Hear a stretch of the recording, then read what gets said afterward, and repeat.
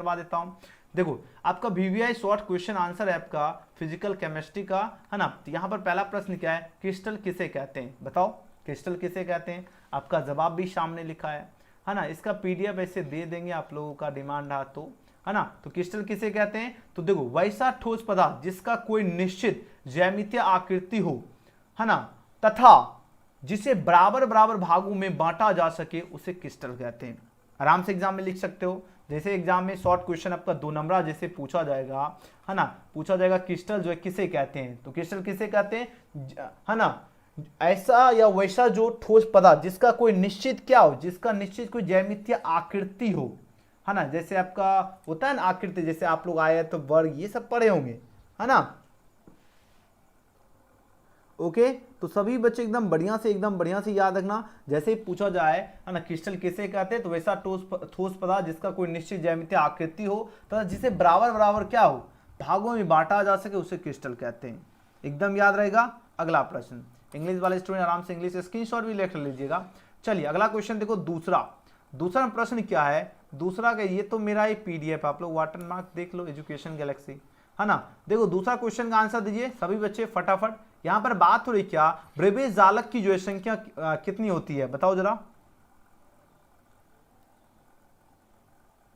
Okay ब्रेबेज जालक की संख्या कितनी होती है, दोनों प्रश्न का आंसर लगाओ। ब्रेबेज जालकों की संख्या 14, ऑब्जेक्टिव में भी हमने क्लास करवाया हूं, याद आया कितनी होती है, ब्रेबेज जालकों की संख्या 14 होती है।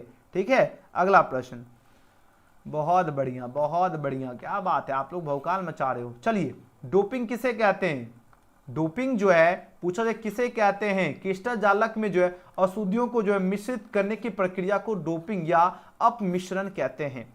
याद रहेगा सभी को। ओके साहिल भेज देंगे, ठीक है। डोपिंग किसे कहते हैं, क्रिस्टल जालक में जो अशुद्धि को जो है मिश्रित करने की जो प्रक्रिया को ही डोपिंग या अपमिश्रण कहते हैं। ठीक है याद रखना। अगला प्रश्न, त्रिज्या अनुपात क्या है, बताओ। त्रिज्या अनुपात, देखो सब्जेक्टिव क्वेश्चन इस टाइप का एकदम हल्का लगता होगा, सर जी पेड कोर्स कैसे लूं। देखो पेड कोर्स लेने के लिए जो मेरा व्हाट्सएप नंबर है 9798030243, ये मेरा व्हाट्सएप नंबर है।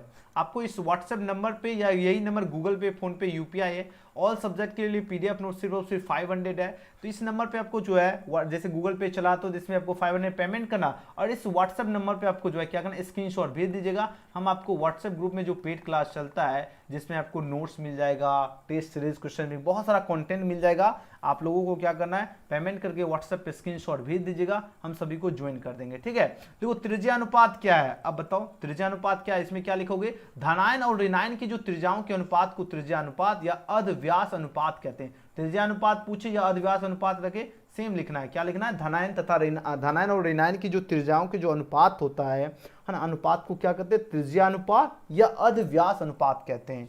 ठीक है अच्छा आराम से लिख दोगे सभी। अगला प्रश्न, शॉर्टकी दोष किसे कहते हैं, आराम से लिखोगे कि नहीं लिख पाओगे। शॉर्टकी जब क्रिस्टल जालक में जो है समान संख्या में क्या हो, धनायन और ऋणायन जो है गायब हो जाते हैं। जब समान संख्या में क्या हो, धनायन तथा ऋणायन गायब हो जाते हैं, क्रिस्टल जालक में उत्पन्न इस दोष को जो है शॉर्टकी दोष कहते हैं, है ना। इसमें क्या होता है, इसमें क्रिस्टल जो है ना, इसमें जो क्रिस्टल का जो घनत्व जो है कम हो जाता है। क्रिस्टल में घनत्व क्या होता है, कम हो जाता है। ठीक है ये भी याद रखना, ध्यान में रखना है। अगला प्रश्न, क्रिस्टल दोष किसे कहते हैं, क्रिस्टल दोष किसे कहते हैं, जब क्रिस्टल जालक में एक आयन अपने स्थान से गायब होकर क्रिस्टल जालक में ही फंस जाता है। एक आयन क्या होगा, है ना, गायब होकर क्या होगा, क्रिस्टल जालक में ही अगर फंस जाता है तो ऐसे दोष को फ्रैंकल दोष कहते हैं, जिसमें क्रिस्टल का जो घनत्व जो है क्या होता है, अप्रभावित रहता है। तो इसका ये आप लोग उत्तर आराम से लिख दीजिएगा, एकदम शॉर्ट है। सर व्हाट्सएप पर मैसेज किया हूं, चलो ठीक है हम व्हाट्सएप चेक कर लेता हूं।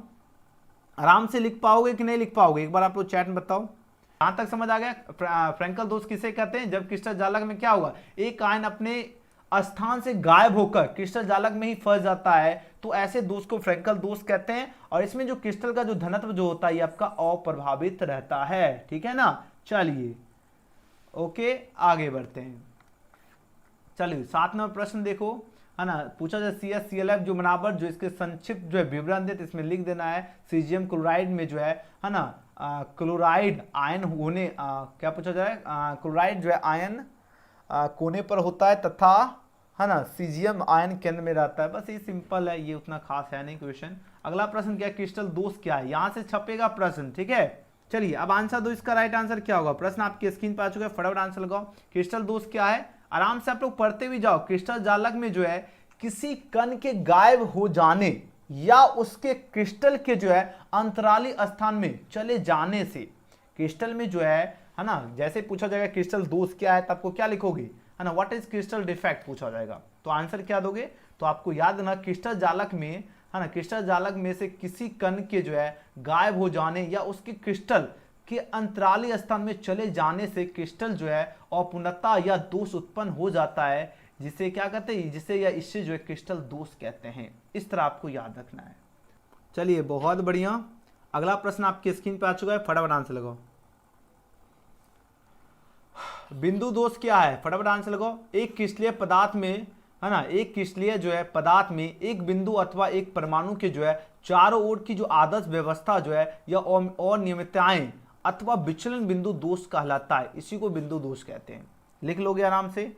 चलिए जी अगला प्रश्न, प्रसारणी जो दाब है ना, प्रसारणी दाब की बात हो रही है। अब यहां पर बताना है, इसकी परिभाषा लिखिए, बहुत ही खास क्वेश्चन है। प्रसारणी दाब की परिभाषा आप लोग क्या लिखोगे, वैसी बाहरी दाब जो अर्धपारगम्य झिल्ली से होकर विलाय के जो है ना, विलाय के जो विलयन में होने वाला प्रसारण को जो है रोकने के लिए जो है लगाना पड़ता है, इसी को जो है प्रसारणी दाब की कहते हैं। आराम से लिख दोगे, और यही इसका डेफिनेशन भी है। क्लियर हो जाएगा सभी को, एक बार बताओ। बहुत बढ़िया, आराम से स्क्रीनशॉट भी लेते जाओ, ठीक है। राउल के नियम को लिखिए, आराम से लिख लोगे राउल नियम, है ना। राउल के नियम को क्या लिखोगे बताओ। बात है मेरे धुरंधर, है ना, आप लोगों के सामने आप लोग तो एकदम धुआं छुड़ा दोगे एग्जाम में, है ना। राउल नियम लिख लोगे कि नहीं लिख लोगे, इतना हल्का है, अगर ऐसे नहीं लिख पाओगे तो कैसे लिख पाओगे। यस सर जी लिख लेंगे, आराम से स्क्रीनशॉट भी लेते जाओ, ठीक है, स्क्रीनशॉट भी लेते जाओ ताकि दिक्कत ना हो, है ना। राउल नियम कैसे लिखोगे, वाष्प दाब का आपेक्षिक अवनमन विलय के मूल प्रभाव के जो है बराबर होता है, यानी आपको ये इस तरह भी लिख देना, पीओ पीएस इसकल अपोन क्या होता है, PO is equal to n upon क्या होगा, small n plus capital N होता है। ये होता है राउल का नियम, याद रखना, ये आराम से लिख लीजिएगा। इंग्लिश वाले इंग्लिश देख लेना। नेक्स्ट क्वेश्चन, हेनरी का नियम लिखे। हेनरी का नियम में क्या लिखोगे बताओ। हेनरी जो है किसी द्रव में किसी गैस की जो है विलयता, है ना, किसी द्रव में, ध्यान रखना, किसी द्रव में किसी गैस की जो विलयता गैस के दाब की जो सीधा समानुपाती होती है, यानी P इक्वल टू जो है क्या हो जाएगा, KHX हो जाएगा। ये इस तरह आपको एक इक्वेशन दे देना है। चलिए अगला प्रश्न, 13 नंबर प्रश्न। 13 नंबर प्रश्न क्या है, किसी तरल में जो है अवाष्पशील विलय मिला दिया जाए तो उसके वाष्प दाब में कमी आती है, बताओ क्यों आती है।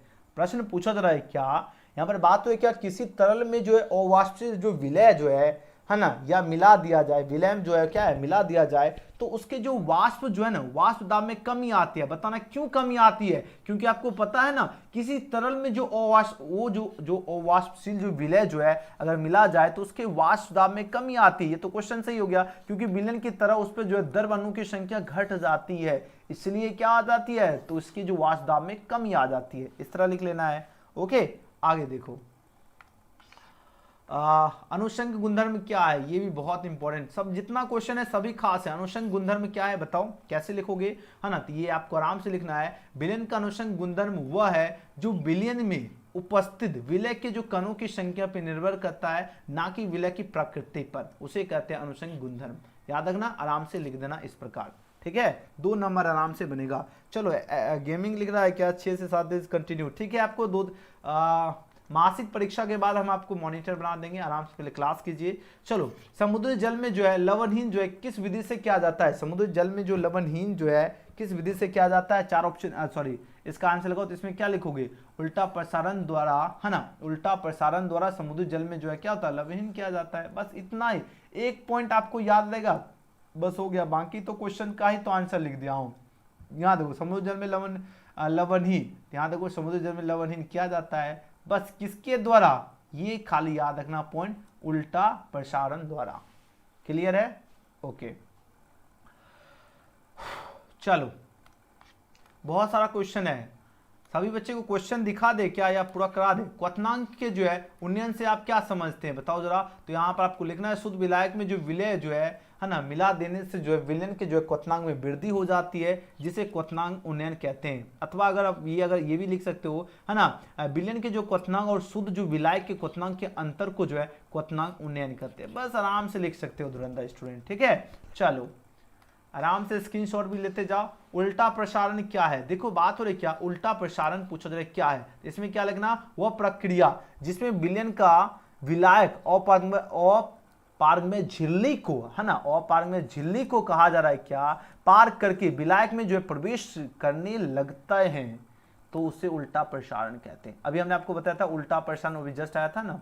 अब उल्टा प्रसारण क्या है ये भी पूछ दिया जाता है, तो यहाँ पर क्या लिखोगे, वह प्रक्रिया जिसमें विलयन का क्या हो, विलायक जो है अपारगम्य झिल्ली को जो है अगर पार करके विलायक में जो है प्रवेश जो है करने लगते हैं, उससे क्या कहते हैं, उल्टा प्रसारण कहते हैं। बस इस तरह आराम से लिख लेना है। आगे देखो, यहाँ पर देखो, बात हो रही कि आदर्श विलयन क्या है, तो इसमें क्या लिखना है, वैसा विलयन जो, है ना, रॉवेल के जो नियमों को पालन करता है उसे आदर्श विलयन कहते हैं। आराम से ये लिख दीजिएगा। आगे अनादर्श विलयन या वास्तविक विलयन क्या है बताओ, अनादर्श विलयन या वास्तविक विलयन पूछेगा तो क्या लिखोगे, वैसा विलयन जो, है ना, रॉवेल के नियमों को पालन नहीं करता उसे, है ना, उसे क्या कहते हैं, अनादर्श विलयन कहते हैं। बस अनादर्श विलयन आराम से लिख दोगे, जो राहुल के नियम का पालन नहीं करता वो कौन है, अनादर्श विलयन है। बस इतना माइंड में रखना है, ज्यादा बड़ा ये सब आराम से आप लोग लिख सकते हो। ये देखो ये खास क्वेश्चन है, फैराडे के विद्युत अपघटन, सब खास है, याद रखना, फैराडे के विद्युत अपघटन के नियम को लिखने के लिए कहा जाता है। तो फैराडे के विद्युत अपघटन के जो है 2 नियम दिए हैं, प्रथम नियम, दूसरा नियम। प्रथम नियम क्या है, किसी भी इलेक्ट्रोड पर जो है पदार्थ का एकत्रित अथवा मुक्त भार प्रवाहित किए जा रहे हैं तो आवेश के जो है समानुपाती होता है। दूसरा नियम क्या है, जब, है ना, जब श्रेणी में जुड़े विभिन्न वैद्युत अपघट्यों में जो है समान विद्युत की मात्रा प्रवाहित किए जाए तो विभिन्न इलेक्ट्रोडों पर जो है क्या होता है, एकत्रित पदार्थों का जो है भार तुल्यांकी भारों के समानुपाती होता है। ये दूसरा नियम है फैराडे के विद्युत अपघटन का, ये पहला नियम है। आराम से लिख लीजिएगा। आगे देखो, सेल स्थिरांक किसे कहते हैं, सेल स्थिरांक किसे कहते हैं, ये भी बहुत इंपॉर्टेंट प्रश्न है। इसमें क्या लिखोगे सेल स्थिरांक में, है ना, तो ये आपको याद रखना, इलेक्ट्रोडों, है ना, क्या होगा, इलेक्ट्रोडों के बीच की दूरी और उनके अनुपस्थ काट का क्षेत्रफल के अनुपात को जो है सेल स्थिरांक कहते हैं। जिसे कैसे व्यक्त करेंगे, ये आपका इसका इस तरह व्यक्त करेंगे, याद रखना। आगे बढ़ते हैं, है ना, what is the cell constant पूछा जाएगा, आराम से लिख दीजिएगा। इलेक्ट्रोड के बीच की दूरी जो है उनके आसपास काट का क्षेत्रफल, बस इतना मायने में लिखना है। उनके जो है ये मेन पॉइंट है, उनके जो क्या होगा, उनके आसपास का क्षेत्रफल के अनुपात सेल स्थिरांक कहते हैं। क्लियर रहेगा, फिर से समझो एक बार, फिर से समझ लो प्रश्न क्या है। प्रश्न पूछा जाएगा सेल स्थिरांक किसे कहते हैं, पूछा ही जाएगा, तो इसमें क्या लिखना है, इलेक्ट्रोडों के बीच की दूरी और उनके जो अनुप्रस्थ काट का क्षेत्रफल के जो अनुपात को ही सेल स्थिरांक कहते हैं। बस आराम से लिख दोगे। आगे विद्युत रासायनिक जो है तुल्यांक की परिभाषा लिखिए, विद्युत रासायनिक जो तुल्यांक जो है इसकी परिभाषा लिखिए। इसमें क्या लिखोगे, है ना, किसी विद्युत अपघट्य में जो है 1 एमीटर की धारा 1 सेकेंड तक प्रवाहित करने पर पदार्थ जो है ना, एकत्रित भार को विद्युत रासायनिक तुल्यांक कहते हैं। बस कितना देखो हल्का है, सब्जेक्टिव क्वेश्चन एक बार दिमाग में सेट कर लोगे, आराम से लिख दो। मानक इलेक्ट्रोड विभव किसे कहते हैं, मानक जो है ना, इलेक्ट्रोड विभव किसे कहते हैं, जब विलयन में जो है धातु आयन का सांद्र अगर 1m तथा ताप 298 केल्विन हो तो निर्धारित विभव का जो है मानक इलेक्ट्रोड विभव कहते हैं। बस यानी इतना 1m 298 के निर्धारित विभव याद रखने का, बस एग्जाम में आराम से आप लोग, ये मेन पॉइंट है, आराम से इसको अगर फॉलो करोगे तभी आप लोग लिख पाओगे। बताओ विशिष्ट चालकत्व किसे कहते हैं, बताओ, तो इसमें लिखना है प्रतिरोधकता के जो व्युत्पन्न या विशिष्ट जो चालकत्व कहते हैं इसे कप्पा के से सूचित करते हैं, है ना, कप्पा के से सूचित करते हैं। इसका मात्रक ओम जो है ना, ओम हो जाएगा प्रति सेंटीमीटर होता है, यानी कप्पा के बराबर क्या होगा 1/ρ हो जाएगा, याद रखना। अगला प्रश्न, के इक्वल टू कप्पा।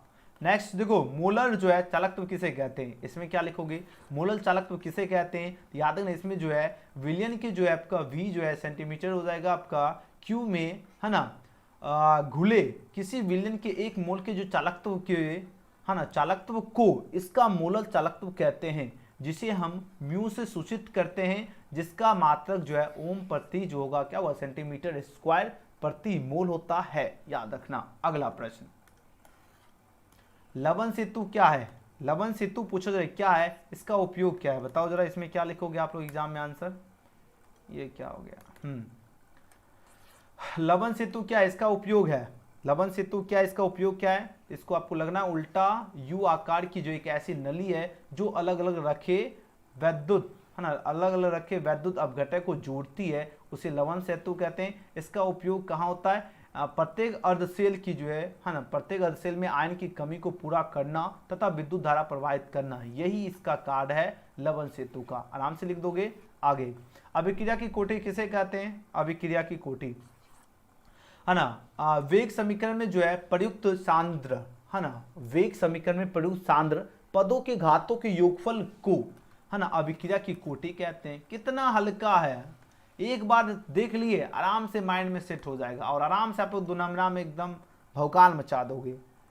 ठीक है, अब देखो अभिक्रिया की अनुक्ता, है ना, अनुक्ता किसे कहते हैं, तो इसमें लिखना है किसी अभिक्रिया में भाग लेने वाले परमाणु या अणु की जो है न्यूनतम संख्या को अभिक्रिया की अनुक्ता कहते हैं। ठीक है, याद रखना। आगे 28 हो गया, सक्रिय ऊर्जा किसे कहते हैं, सक्रिय ऊर्जा पूछा जा रहा है क्या, किसे कहते हैं, what is the activation energy की बात हो है ना, तो सक्रिय ऊर्जा किसे कहते हैं, तो समान अणु की जो है सक्रिय जटिल में बदलने के लिए जो आवश्यक ऊर्जा को सक्रिय ऊर्जा कहते हैं। ठीक है, आगे अगला प्रश्न देखो, भौतिक अधिशोषण किसे कहते हैं, भौतिक अधिशोषण पूछा जाए तो इसमें याद है जब ठोस के जो पृष्ठ पर, जब ठोस जो है इसके पृष्ठ पर जो अधिशोषित अणु या वांडर जो है पूछा जाए, वांडर जो बॉल्स जो है बलों जैसे यानी कमजोर बलों द्वारा जो है चिपके रहते हैं, उस भौतिक अधिशोषण, इसी को क्या कहते हैं, इसे जो है कहते हैं भौतिक अधिशोषण कहते हैं। ठीक है, आगे नेक्स्ट क्वेश्चन 31, रासायनिक अधिशोषण किसे कहते हैं, तो क्या लिखोगे, जब ठोस के पृष्ठ पर जो है अधिशोषित अणु रासायनिक बंधन जैसे मजबूत बलों द्वारा जो है जुड़े रहते हैं, उसे रासायनिक अधिशोषण कहते हैं। बस हल्का तो है, अब क्या, अब बताओ भौतिक अधिशोषण और रासायनिक अधिशोषण में अंतर क्या है, तो इसमें कमजोर बल लगते, भौतिक अधिशोषण में क्या होता है, कमजोर बल लगते हैं, जबकि आपका इसमें मजबूत बल लगते हैं, किसमें, रासायनिक में, है ना। यह जो है उत्कर्णीय होता है, यह अनुत्कर्णीय होता है, यह जो है बहु आणविक स्तर पे बनता है, जबकि यह एक आणविक स्तर पर बनता है। दाब बढ़ने पर यह अधिशोषण में वृद्धि का वेग बढ़ जाता है, जबकि दाब बढ़ने या अधिशोषण वृद्धि का वेग इसमें कम होने लगता है। बस अंतर इस तरह लिखना है और एग्जाम में भी ऐसे ही अंतर का आपको बॉक्स बना के बनाना है। ठीक है, या आप लोग डायरेक्ट इधर भौतिक अधिशोषण रासायनिक अधिशोषण ऐसे खींच के बनाना है। ठीक है ना, चलो यहाँ देखो लाइफिलिक जो है ना, लाइफिलिक सोल तथा लाइफिलिक सोल जो है ना, लाइफिलिक जो है सोल तथा लायोफोबिक सोल तथा लायोफिलिक सोल में अंतर लिखिए। इसमें भी लिख लोगे, अंतर लिख लोगे कि नहीं लिख लोगे। इसका जो स्कंदन क्या होता है, अनुक्रमणीय होता है, इसका स्कंदन जो है उत्क्रमणीय होता है, किसमें, लायोफिलिक में। लायोफोबिक में क्या होता है, अनुक्रमणीय होता है। ठीक है, आराम से लिख लोगे सभी स्टूडेंट, एक बार बता दो, स्क्रीनशॉट ले लो। ये अल्ट्रा माइक्रोस्कोप द्वारा जो आसानी से देखा जा सकते हैं, किसके द्वारा, लायोफिलिक सोल को, है ना। और यही अगर हम पूछा जाए लाइफोबिक सोल में, तो इसको अल्ट्रासाउंड द्वारा देखा जाता है, इसको नहीं देख सकते हैं। इसकी श्यानता प्राय प्रक्षेपित माध्यम के बराबर होती है, और जबकि इसकी श्यानता जो है प्रक्षेपित माध्यम में बहुत अधिक होता है। इसमें एक तरह कम होता है, जैसे एक तरह अधिक होता है। ये टिंडल प्रभाव दिखाते हैं, ये टिंडल नहीं दिखाते हैं। ये अस्थायी होते हैं, जबकि ये स्वतः अस्थायी होते हैं। आराम से लिख लोगे। सर 25 को हिंदी है कॉलेज में, अच्छा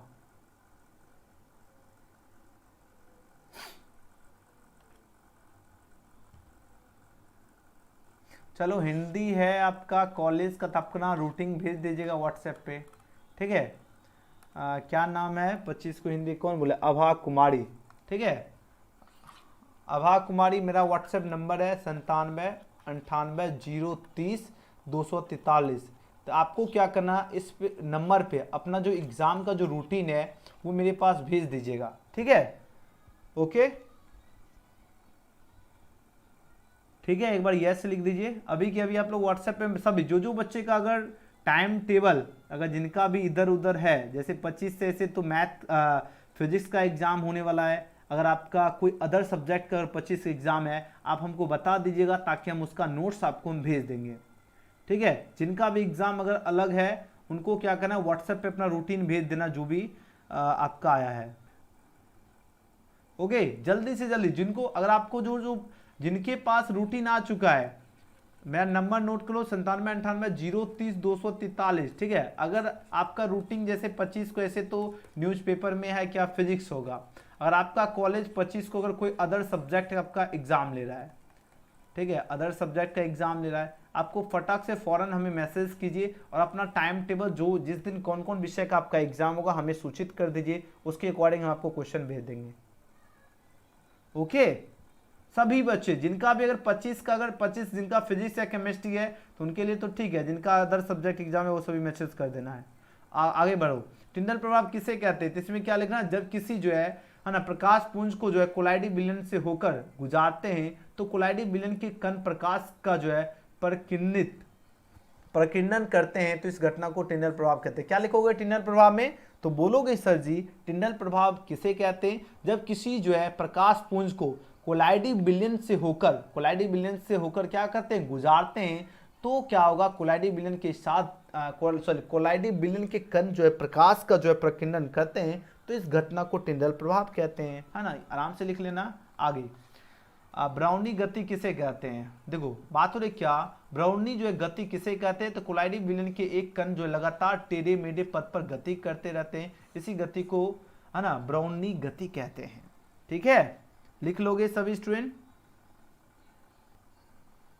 नेक्स्ट, एंजाइम क्या है बताओ, व्हाट इज एंजाइम की बात हो रही है। एंजाइम क्या है, एंजाइम प्रोटीन के जो है जटिल अणु है जो जीवित कोशिकाओं में जो है होने वाले जैव रासायनिक अभिक्रियाओं के लिए जो है उत्प्रेरक का कार्य करते हैं, ये आपका एंजाइम है। क्या है एंजाइम, क्या है एंजाइम प्रोटीन के जो जटिल अणु है जो जीवित कोशिकाओं में होने वाले जैव रासायनिक अभिक्रियाओं के लिए उत्प्रेरक का कार्य करते हैं, ये आपका एंजाइम है ना। आराम से लिख लेना है।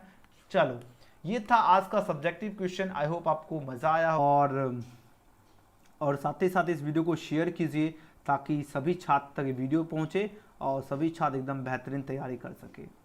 ठीक है, हाँ, सभी बच्चे को क्या करना है, एजुकेशन गैलेक्सी सर्च कर लेना है। क्या सर्च करोगे मेरे धुरंधर स्टूडेंट, एजुकेशन गैलेक्सी सर्च करना है और फटाफट आप लोग तैयारी में भिड़ जाइए और दबा के इस वीडियो को शेयर कीजिए ताकि हर एक स्टूडेंट तक वीडियो पहुंच जाए और सभी छात्र एकदम भौकाल मचा सके। देखो आपको मैं बता देता हूं, अब कुछ समय में आपको हो जाएगा तो केमिस्ट्री का एक वायरल सेट हम आपको प्रोवाइड करवा देंगे।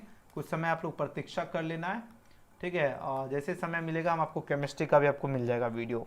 ओके, तो सबसे पहले आपको क्या करना है, अभी आपको आना है गूगल में और आपको एजुकेशन गैलेक्सी सर्च करना है। जैसे सर्च, और हाँ, सभी बच्चे व्हाट्सएप ग्रुप में जुड़ जाना। जिनको भी ग्रुप में जुड़ने में समस्या होती है मेरा नंबर नोट कर लीजिए 9798 030 243, ये मेरा व्हाट्सएप नंबर है। आप लोग सभी बच्चे बोल दीजिएगा मैसेज में कि हमें ग्रुप में जुड़ना है, ठीक है, मैसेज करके आप लोग भी जुड़ सकते हो। ठीक है, तो जरूर मैसेज करना है और फिलहाल अभी एजुकेशन गैलेक्सी सर्च करना है। जैसे सर्च करोगे सबसे ऊपर आपको वेबसाइट दिखेगा।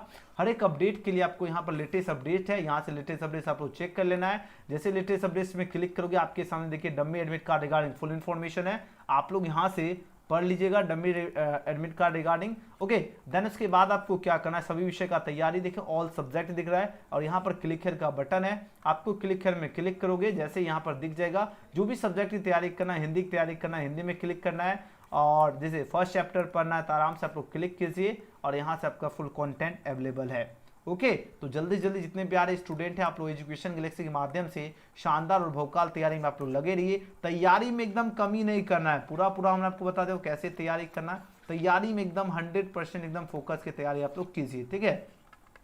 और ईमानदारी से लाइक तो सभी को करना है और न्यू स्टूडेंट अगर देख रहे हो तो सब्सक्राइब करके बेल आइकन प्रेस करना है, शेयर जरूर करना। आज का प्यारा आपको वीडियो कैसा लगा कमेंट जरूर कीजिएगा। और हाँ, कुछ समय के बाद एक घंटा के अंदर जो है 1 से 2 घंटा के अंदर आपका एक केमिस्ट्री का वायरल सेट मिल जाएगा। आप लोग जरूर सब्सक्राइब करके बेल आइकन प्रेस करके रख लेना है, सब्सक्राइब करके बेल आइकन प्रेस करके रखना ताकि केमिस्ट्री का वायरल क्वेश्चन का जैसे वीडियो अपलोड करूं आपके पास मिले और आप लोग देख सको। चलिए मिलते हैं अगले वीडियो में।